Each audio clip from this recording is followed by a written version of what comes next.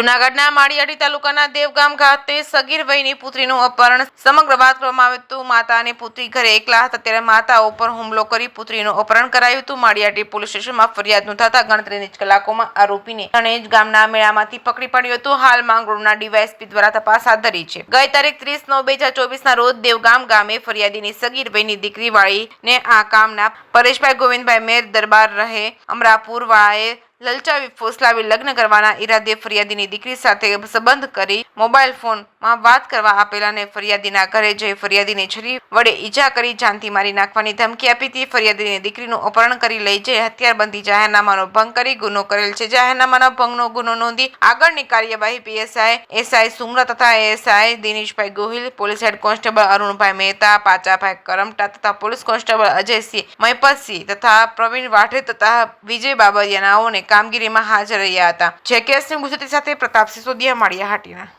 માળિયાટીના police station વિસ્તારના દેવગામનો એક બનાવ છે. જાહેર થયેલ બનાવની વિગતે દેવગામની એક સગીર વયની દીકરી છે.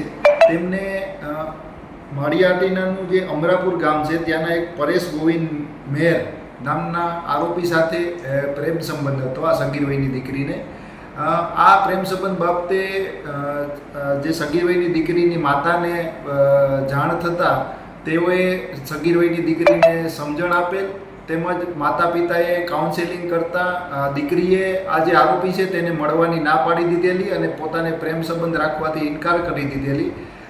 આમ છતાં પણ આ આરોપીએ સવારના સમયે જ્યારે આ દીકરી અને તેની માતા ઘરે એકલા હતા ત્યારે તેમના ઘરે જઈ અને તેની માતાની ઉપર હુમલો કરી તેને છરીથી ચાકુથી ઈજા કરી તેમજ આ દીકરીને ધમકાવી જાનથી મારી નાખવાની ધમકી આપી પોતાની સાથે બાઇક ઉપર લઈ અપહરણ કરી અને ચાલ્યો ગયેલો હતો. આ બાબતની જાણ લોકલ પોલીસ સ્ટેશનને થતાં તાત્કાલિક અસરથી સ્થાનિક પીએસઆઈ શ્રી સુમરા અને તેમની ટીમ દ્વારા આ આરોપી અને સગીર વયની બાળાને શોધખોળ કરવા માટે ઝુંબેશ હાથ ધરવામાં આવેલ હતી. આ અંગેની જે 3 ટીમો પાડવામાં આવેલી હતી એ ટીમોએ પોતાની સર્ચ કામગીરી દરમિયાન લોકલ ઇન્ટેલિજન્સથી માહિતી મળવા પામેલ કે આ આરોપી દીકરીને લઈ અને ધણેજના એક મેળામાં લઈ ગયેલ છે. તાત્કાલિક અસરથી આ ટીમે આ જે દીકરી હતી તેને મેળામાંથી મેળવી અને તેમને પરત પોતાની માતાને પરત સોંપેલ હતી. તેમજ આ જે આરોપી છે પરેશ તેમને આજરોજ હસ્તગત કરવામાં આવેલ છે અને તેમની પૂછપરછ ચાલુ છે.